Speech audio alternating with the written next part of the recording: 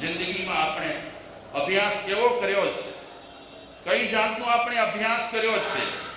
અનપેક્ષિત પ્રશ્નો ઉપસ્થિત થયા પછી આપણે વિચારીએ યા તો રસ્તા કાઢીએ. આપણી લાઈફમાં કોઈ ફિક્સ પ્રશ્ન નથી. ભાગ્યશાળી હોય તો મને ખબર નથી. ચંદ્રકાંત, અનપેક્ષિત પ્રશ્નો છે આપણી જિંદગીમાં. આના પછી શું થવાનું છે, હમણાં પછી શું થવાનું છે, કઈ ખબર નથી. મજાકમાં આપણે કોઈ જોક બોક કરી શકીએ કે મને ખબર છે અડધા કલાક પછી શું થવાનું છે. કઈ જોક છે બધા? આપણી લાઈફમાં જે પ્રશ્નો ઉપસ્થિત થાય છે અનપેક્ષિત પ્રશ્નો છે.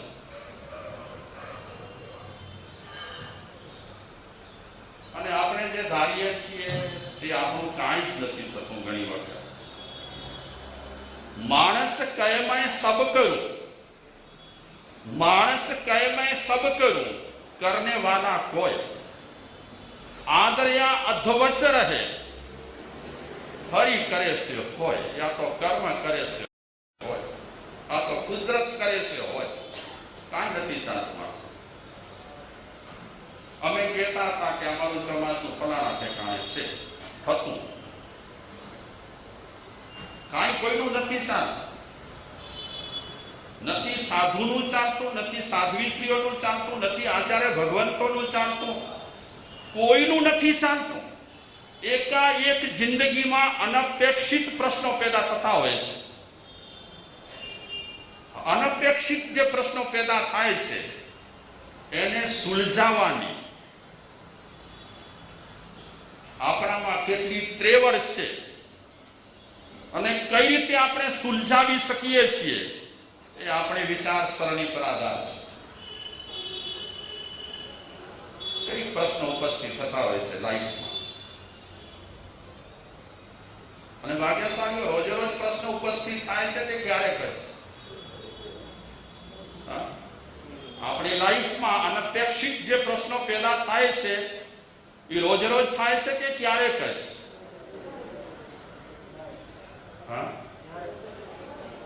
ક્યારે ક્યારે?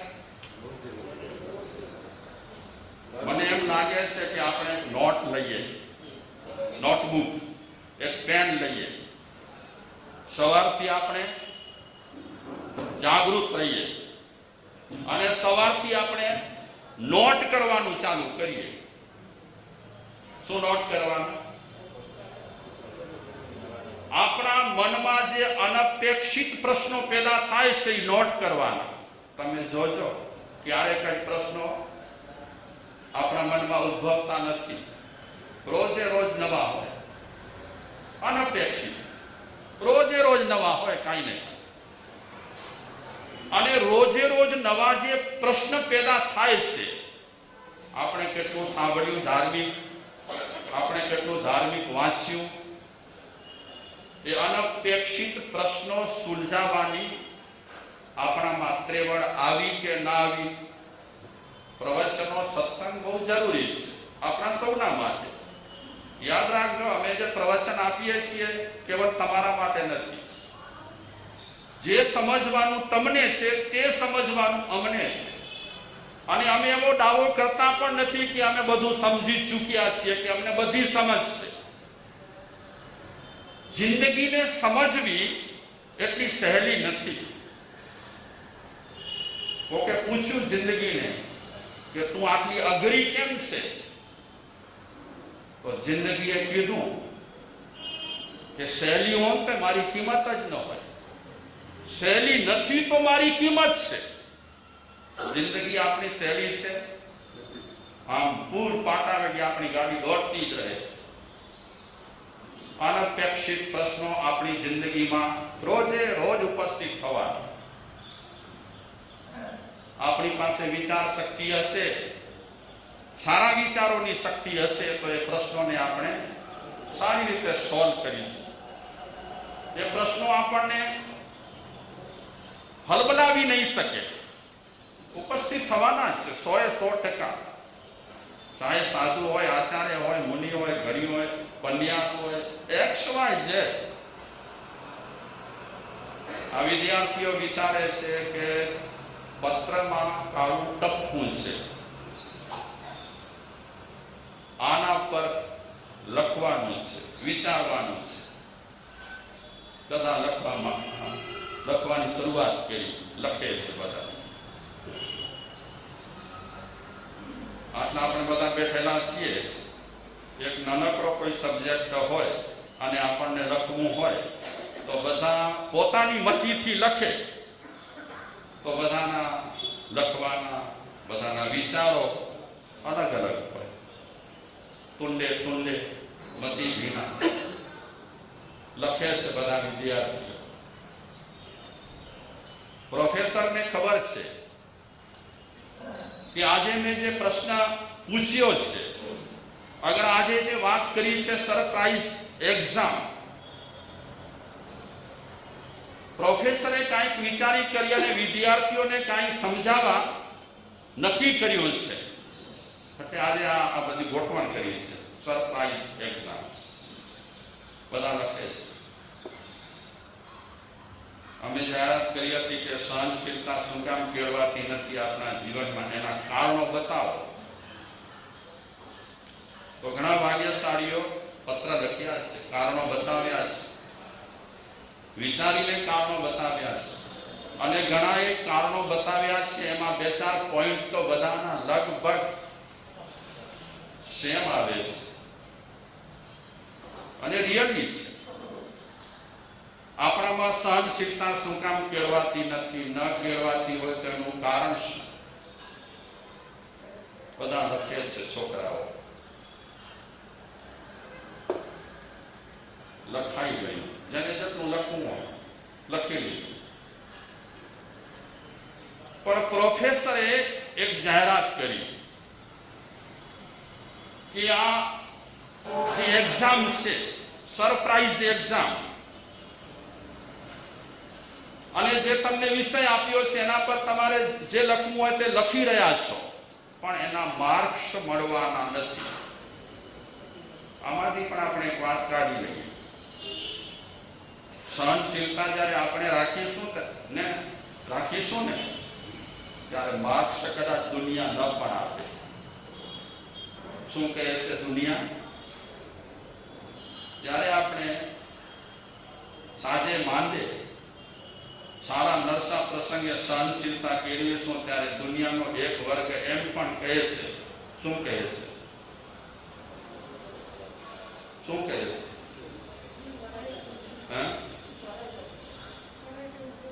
સાવ અકલ વગરનો છે, બુદ્ધિ નથી એનામાં.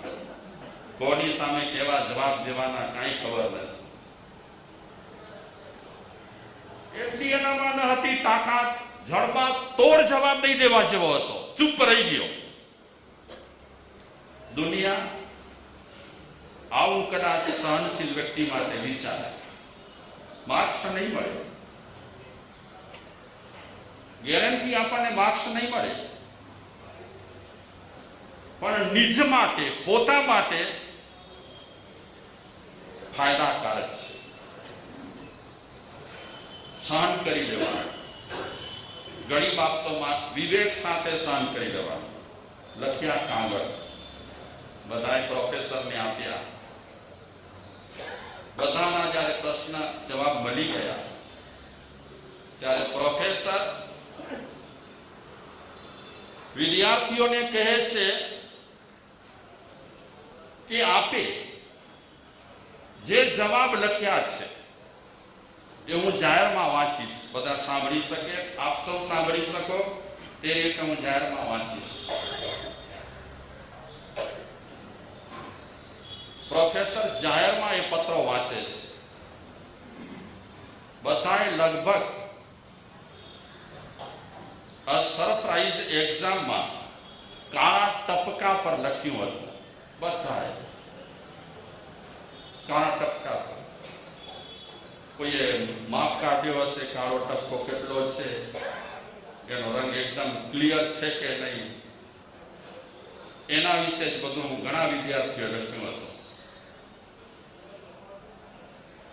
કેવલ કાળા ટપકા પર બધાના જવાબો વાંચ્યા પછી પ્રોફેસર કહે છે કે હવે હું તમને સમજાવવા માંગુ છું જિંદગી વિશે. તમે બધાએ કાળા ટપકા પર લખ્યું, પત્રમાં જે કાળો ટપકો હતો એના પર લખ્યું, પણ તમારી કોઈની નજર પડી, તમે જોયું કે કાળા ટપકાની આસપાસ ઘણો ભાગ સફેદ છે. તમે કોઈએ એની નોંધ લીધી? એના પર તમે કોઈએ વિચાર્યું? કેવલ તમે એક કાળા ટપકા પર જ વિચાર્યું. આ વાતને આપણે આપણી જિંદગી માટે લઈએ. પ્રાય કરીને જનરલી લોકો નેગેટિવ પોતાની જિંદગીમાં બધું વિચારતા હોય. નિષેધાત્મક. આમ ન થાય, આમ ન થાય, આમ ન થાય, આમ ન થાય, આમ ન થાય. આમ કરીશ તો આમ થશે, આમ કરીશ તો આમ થશે. નિષેધાત્મક એટલે કાળા ટપકા પર જ વિચારવાનું, કાળા ટપકા વિશે જ લખવાનું. પ્રોફેસર સમજાવે છે વિદ્યાર્થીઓને કે દોસ્તો, આપણી જિંદગીમાં કાળા ટપકા જેવી જેમ સમસ્યા રહેલી છે તેમ આપણી જિંદગીની આજુબાજુ શું છે? પૂરો કાગળ વ્હાઈટ વ્હાઈટ વ્હાઈટ વ્હાઈટ. આપણી જિંદગીમાં એવો એક ભાગ રહેલો છે કે જે ભાગમાં ઘણી સારી સારી ચીજો રહેલી છે, સારી સારી વસ્તુઓ રહેલી છે, પણ આપણું ધ્યાન વધારે અને વધારેમાં વધારે આપણું ધ્યાન કઈ તરફ જાય છે? કાળા ટપકા તરફ. મારા માં નથી, મારા માં નથી, મારા માં નથી, મારા માં નથી. પણ દરેક માણસમાં કાળા ટપકા સિવાય એટલે કે સમસ્યાઓ સિવાય બીજું ઘણું ઘણું માણવા જેવું છે. ઘણું માણવા જેવું છે આપણી લાઈફમાં. કાળા ટપકા પર જ આપણે વિચારતા રહીશું ને તો સુખી નહીં થઈએ, दुखी થતા રહીશું. मुझी जिंदगी में ही है, मुझी जिंदगी में ही है. हाणे ओचे न अचा, હવે હું ઊંચે ન આવું, મારી જિંદગીમાં બધું આવું જ છે. આ નિષેધાત્મક વિચારોથી ઘણાના મગજ એટલા ભરેલા હોય છે કે પોઝિટિવ વિધ્યાત્મક કાંઈ વિચારી જ ન શકે. પ્રોફેસર સમજાવે છે કે પત્રની આસપાસ સફેદાઈ હતી, પૂરો કોરો કાગળ હતો. તમારી કોઈની દ્રષ્ટિ, તમારા કોઈના વિચારો, તમારું કોઈનું ચિંતન એ કોરા કાગળ તરફ ગયું નહીં. કેવળ તમે સમસ્યાઓ જોઈ, સમસ્યાઓ જોઈ, સમસ્યાઓ જોઈ. આપણે આપણી લાઈફમાં સમસ્યાઓ બહુ જોઈએ છીએ. સિવાય એક આપણી જિંદગી છે કે જે જિંદગીને આપણે માણી શકીએ છીએ, સરસ રીતે માણી શકીએ છીએ. આપણે કાળા ટપકા જેવી કેટલીક કૌટુંબિક ગડબડો હોય એનું જ ચિંતન કરતા હોય. કાળા ટપકા જેવી છે. પૂરા કાગળમાં એક નાનકડો ટપકો છે. આપણી જિંદગીમાં આ કૌટુંબિક જે ગડબડ છે એક નાનકડો ટપકો છે. તે છતાં પણ લગભગ લોકોનું ધ્યાન એ કાળા ટપકા તરફ જ હોય. મુજા મામા હેડા, મુજી માસી હેડી, મુજા બા હેડા, મારા આ ફલાણા આવા. બસ એ કૌટુંબિક ગડબડ એનું ચિંતન ચાલ્યા કરે. ટપકા પર ધ્યાન. બસ જનરલી આપણે વિચારીએ તો આપણા સૌના મગજમાં આ કૌટુંબિક કલહ એના જ સતત વધારે વિચારો આવતા હોય. અમારા સમાજમાં આ ચાલે, અમારા સમાજમાં તે ચાલે, અમારા સમાજના, અમારા સંપ્રદાયના ફલાણા આવા, ફલાણા એવા. આ જ ચિંતન, આ જ ચિંતન, કાળા ટપકા પર જ સતત ચિંતન. ઓહો, પૈસાની ભીડ આવી ગઈ છે ચંદ્રકાંત ભાઈ, મદદ કરજો. આ પૈસાની ભીડ માટે માણસ સતત ચિંતન કરે છે. પૈસાની ભીડ, કૌટુંબિક કલહ, મને મિત્રો મળ્યા છે, આવા છે, તેવા છે, ખરાબ છે, સારા નથી, આમ તેમ, એ મિત્રો વિશે ચિંતન કરે, સર્કલ વિશે ચિંતન કરે. જેના પર ધ્યાન વધારે? કાળા ટપકા. સહનશીલતા જીવનમાં કેળવવા માટે કેવળ આપણને કાળા ટપકા તરફ ધ્યાન રાખવાનું નથી. આપણી આજુબાજુ એટલે આપણી જિંદગીમાં ઘણી સારસતા છે, ઘણી સાલસતા છે, ઘણું સારું છે. અને પાંચમો આરો તો પાંચમો આરો, પણ જિંદગી મળી છે સારામાં સારી. શું આપણે ગુણવાન નહીં હોઈએ? આપણે બધા અવગુણિત હોઈશું? અવગુણિત હોઈશું આપણે બધા? નહીં. કાળા ટપકા જેવા અવગુણો છે આપણામાં, પણ ચારે બાજુ જે સફેદાઈ દેખાય છે આપણામાં ગુણો પણ છે. ભક્તામરનો શ્લોક છે ને એવો જ છે કે ભગવાન, એમાં આશ્ચર્ય જેવું કાંઈ નથી. તમારા પૂરી લાઈફમાં, પૂરી જિંદગીમાં, અરે તમારું જીવન, તમારો આત્મા પૂરા ગુણોથી છલોછલ ભરેલો છે. ભગવાનનું જીવન બધા તમામ ગુણોથી ભરપૂર, એમ કહીએ ઓવરફ્લો થઈ ગયો છે. એટલા ગુણો બધા કહે છે કે અમને બેસાડો, અમને બેસાડો, અમને બેસાડો. ભગવાનને બધા કહે છે. એ શ્લોકના અર્થમાં એમ કીધું છે કે ભગવાન પાસે સદગુણોનું સન્માન થતું હતું. આવકારતા હતા ભગવાન બધાને, આવો આવો, દબાવીને તમને બેસાડી દઈશ. ઘણા અવગુણો આવ્યા. પૂરા જગતમાં અવગુણોને ઠેક ઠેકાણે સન્માન મળતું હતું, ઠેક ઠેકાણે બહુમાન. કોનું બહુમાન? હવે તમે વિચારો, ઠેક ઠેકાણે આપણું બહુમાન થાય તો આપણા મનમાં શું આવે? અભિમાન આવે. ઠેક ઠેકાણે અવગુણોનું બહુમાન થતું હોવાને કારણે, ધ્યાનથી સાંભળજો, અવગુણોનું ઠેક ઠેકાણે સન્માન થતું હોવાને કારણે અવગુણોને એટલું અભિમાન આવી ગયું, એમને ખબર પડી કે એક ઠેકાણે આપણું સન્માન નથી, એક ઠેકાણે આપણને આવકાર નથી મળતો. કઈ ઠેકાણે? આવા પરમ પુરુષો, સમર્થ જે ગુણવાનો હોય, સર્વગુણ સંપન્ન હોય, ત્યાં આપણું સન્માન નથી. એટલે બધા અવગુણો ભેગા થયા. કોની પાસે આવ્યા? ભગવાન પાસે. અને બધા ટગર ભગવાનને જોવા લાગ્યા કે ભગવાન આપણને માન આપે ને તો એમનામાં બેસી જઈએ. પણ ભગવાન અવગુણો માટે સ્વપ્ને વિચારતા ન હતા. જાગૃત અવસ્થામાં તો પછી ક્યાંથી વિચારે?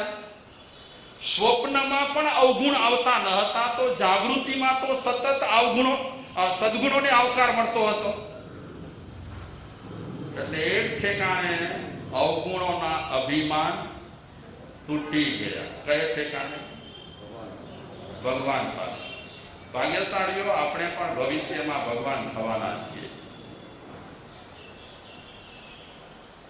હતાશ ક્યારે ન થવું, નિરાશ બિલકુલ થવાનું નથી. આજે આપણે ધર્મ ધ્યાનમાં આટલું કરીએ છીએ, દાન પુણ્ય વગેરે કરીએ છીએ, કાલે અવસર આપણો આવશે, આનાથી પણ આપણે સવિશેષ કરીશું.